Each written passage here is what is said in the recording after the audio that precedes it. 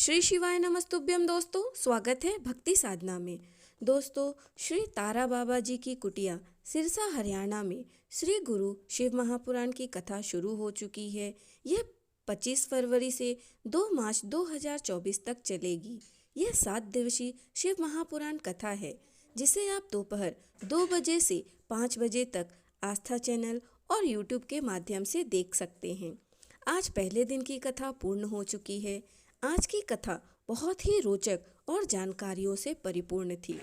आज की कथा में गुरुजी ने कोई विशेष उपाय नहीं बताया है, इसलिए हम सोमवार के दिन पूज्य गुरुजी द्वारा बताया गया श्री महात्मा शिव महापुराण की कथा के 6ठे दिन के अंदर जो पूज्य गुरुजी ने एक उपाय बताया था 7 बेलपत्र वाला, उसकी जानकारी देंगे। तो चलिए आइए जानते हैं उन्हीं उपायों के बारे में। कथा शुरू होते ही गुरुजी ने बताया कि यज्ञ भी बहुत हुए हैं, अनुष्ठान भी बहुत हुए हैं, पर पहली बार तारकेश्वर बाबा की इस पवित्र भूमि पर तारकेश्वर धाम में मंदिर में आपने बहुत शिव महापुराण की कथा होते हुए सुनी होगी। तीर्थों में शिव महापुराण की कथा होते हुए सुनी होगी।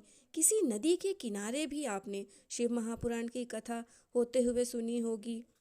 12 ज्योतिर्लिंग में भी आपने शिव महापुराण की कथा होते हुए सुनी होगी।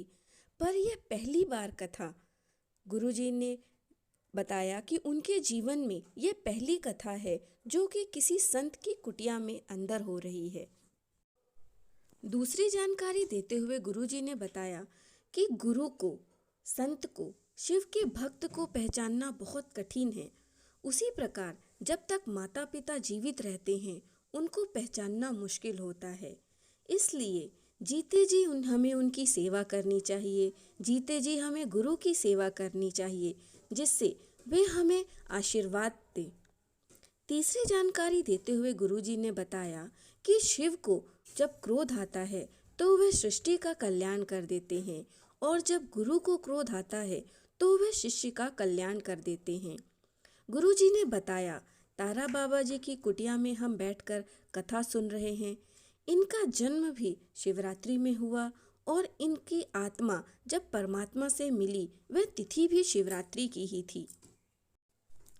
चौथी जानकारी देते हुए गुरुजी ने बताया कि लोग कहते हैं कि शिवरात्रि के दिन भगवान शंकर और माता पार्वती का विवाह हुआ था, पर शिवजी की शादी की तारीख बैसाख माह के शुक्ल पक्ष की पंचमी की तिथि पर है। शिवरात्रि विवाह की रात्रि नहीं है। ब्रह्मा और भगवान विष्णु ने शंकर को पहचानने के लिए पृथ्वी पर भगवान शंकर के प्रथम शिवलिंग को प्रकट किया था, इसलिए यह शंकर जी के जन्म की रात्रि है। 5वीं जानकारी देते हुए गुरुजी ने बताया कि शिव के मंदिर को मंदिर नहीं कहते हैं, बाकी सभी मंदिरों को मंदिर कहते हैं। राम जी के मंदिर को राम मंदिर कहते हैं, कृष्ण जी के मंदिर को कृष्ण मंदिर कहते हैं, देवी के मंदिर को देवी का मंदिर कहते हैं, नवग्रह के मंदिर को नवग्रह का मंदिर कहते हैं, पर शिव के मंदिर को शिव मंदिर नहीं कहते हैं, शिव मंदिर नहीं कहते हैं, उसे शिवालय कहते हैं। अब उन्हें शिवालय क्यों कहते हैं?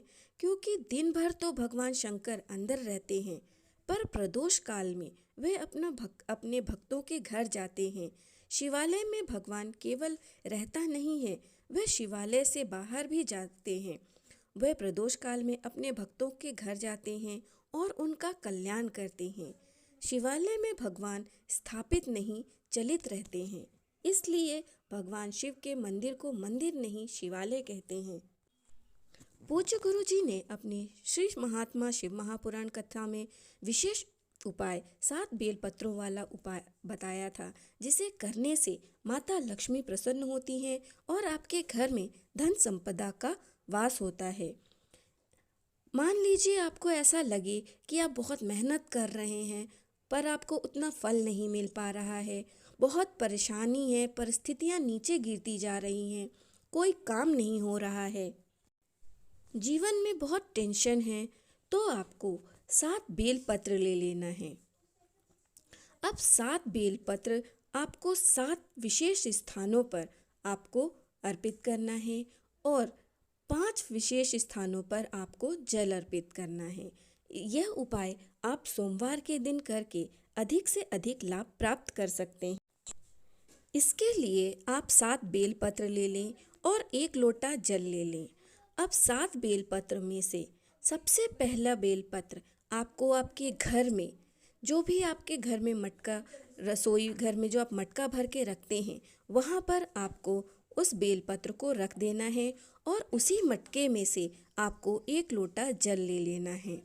दूसरा बेलपत्र आपको बेल वृक्ष के नीचे रखना है और उसमें आपको थोड़ा सा जल अर्पित कर देना है। तीसरा बेलपत्र आपको जो शिवालय के सामने जो नंदी जी होते हैं, जो उनका एक पैर उठा होता है, वहाँ पर अर्पित कर देना है। चौथा बेलपत्र आपको माता अशोक सुंदरी के स्थान पर अर्पित कर देना है और श्री शिवाय नमस्तुभ्यम का जाप करना है। 5वां बेलपत्र माता पार्वती के हस्त कमल पर आपको अर्पित कर देना है। 6ठा बेलपत्र शिवलिंग के ऊपर अर्पित करना है और बेलपत्री की डंडी का मुख विपरीत दिशा में होगा और बेलपत्री का मुख आपकी तरफ होगा। 7वां बेलपत्र जो होता है, जो शिवलिंग के ऊपर जलाधारी बंधी रहती है, वहाँ पर आपको स्पर्श कराना है और उसी में आपको थोड़ा सा जल अर्पित कर देना है। फिर उस बेलपत्र को आप बाबा से विनती करके किसी भी दिन, चाहे तो आप सोमवार के दिन या कोई भी विशेष तिथि पर अपने घर ले आएं। कुबेर भंडारी की कृपा से आपका भंडार भरा रहेगा। इन 7 स्थानों पर आपको बेलपत्र अर्पित करना है और 5 स्थानों पर आपको जल चढ़ाना है। पहला जल आपको बेल वृक्ष के नीचे चढ़ाना है, दूसरा माता अशोक सुंदरी के स्थान पर अर्पित करना है, तीसरा माता पार्वती के स्थान पर अर्पित करना है, चौथा शिवलिंग के ऊपर अर्पित करना है, 5वां जो जलाधारी बंधी रहती है उस पर आपको अर्पित करना है। इस प्रकार से आप यह उपाय करके देखिए, कुबेर भंडारी आपका भंडार भर देंगे। दोस्तों, मेरे द्वारा बताई गई जानकारी अगर आपको अच्छी लगी हो तो वीडियो को लाइक करें, चैनल को सब्सक्राइब करें, कमेंट में हर हर महादेव लिखें।